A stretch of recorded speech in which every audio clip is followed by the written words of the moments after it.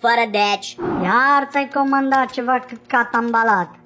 O, venet! Schimbă-mi trompii numele în Bucur și dă să port o e! Bucur!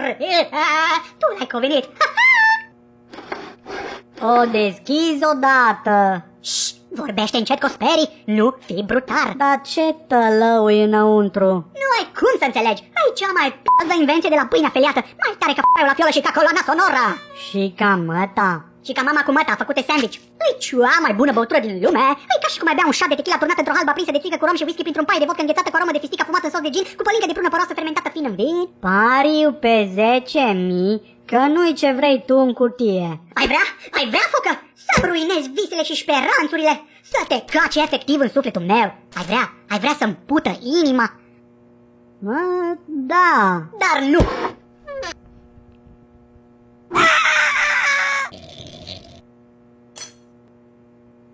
Focă, ce zăr fecal de calgardial e aia? What the fuck? Cineva a încurcat adresele. Noi stăm pe alea Jigo numărul 1.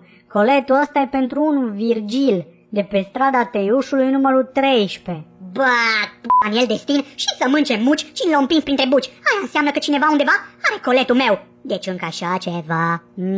Da, și îi și foarte bolnav săracul, că asta e injecție de turbosulină. Dacă nu-și administrează asta la ore fixe, ia shutdown veșnic. Să crepe ca tapetul expirat, mie între coletul meu. Uite că are și timer, mă, cap de p***a mătii. Mai are 15 minute. Dă-l naibii de colet. Trebuie să-l salvăm pe Virgil. Da, focă, da, coletul trebuie salvat. Tu de rescue, luăm rinocerbu. Stai, colet, că vin, stai, colet, că vin. Ochii la drum, căruțașule. Vezi să nu adormi ca data trecută. Ai început? Nu adorm-te în marțipan, eu mă încarc de la volan. Ai grijă, pisica! 50 de puncte. Încetinește în zombie, mătii, că mi-i rău de la placa de bază. Revino-ți focă în fire, urmează o depășire.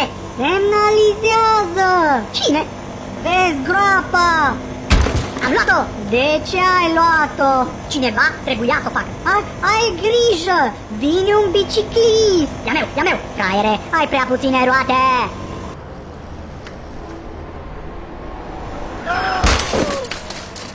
$10.000 de puncte! Oprește, tâmpitule, că l-ai stropșit în șanț! Cineva trebuia să o facă. Scopul, uză mijlocurile! Stai, colet, că vin! Stai, colet, că vin! Taci din gură și mă lași să vorbesc. Da?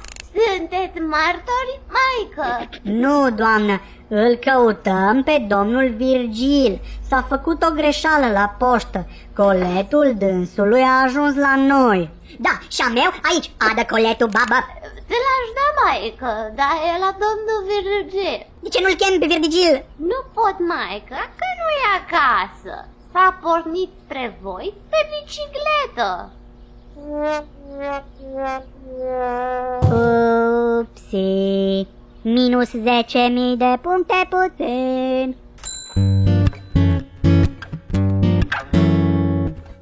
Cineva trebuia să o facă.